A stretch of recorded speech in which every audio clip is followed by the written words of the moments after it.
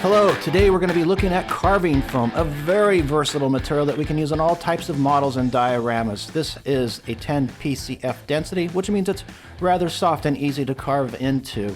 Now we'll need a few tools to get the best results from our foam, and the tools that you might choose, well, they will depend on the subject that you are creating.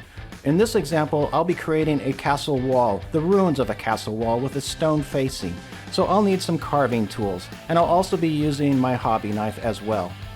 Before beginning the project, a plan or a sketch or a pattern is always a great idea, and it's very easy to take these ideas or even that pattern, translate it to the foam.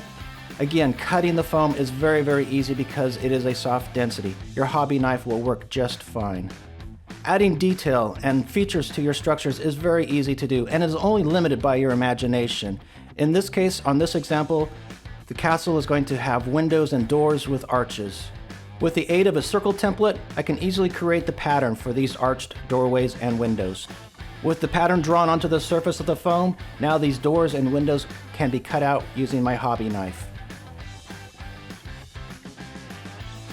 With the shapes of the doors and windows cut out, then I can come back in and clean up the appearance using my hobby knife.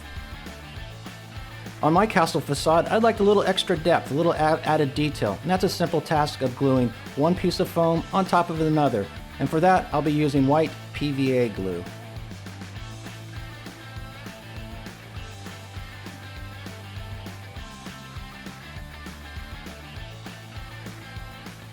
One of the primary benefits of using this type of carving foam is the ability and the ease of which to carve in textures and patterns onto the face.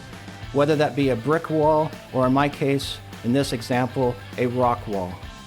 Regardless of the type of features you wish to carve on your facade, having a good foundation is key to success. To begin my work, I like to use a guide, and for that I simply create horizontal lines across the facade with a light touch of the pencil. This just helps to ensure that my rows of rocks, in this case, or brick patterns, remain horizontal and don't seem to wander around up and down across the facing. Once I have everything in place, the foundation is there, I have my guidelines. Now it's just a matter of carving the pattern. As mentioned before, this will be a rock pattern. This is going to be a ruins of an old castle wall. If you were to use a brick pattern, for instance, if that's what your goal is, the process would be exactly the same, only the pattern would be different.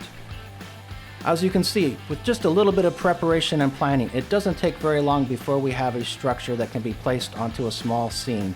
And this will bring us to the conclusion of this small demonstration video on how to use the carving foams. Of course, there are so many different examples that we could use. I happen to choose a rock wall in this case. Again, it could be a brick wall or any type of feature that you decide for your own purposes.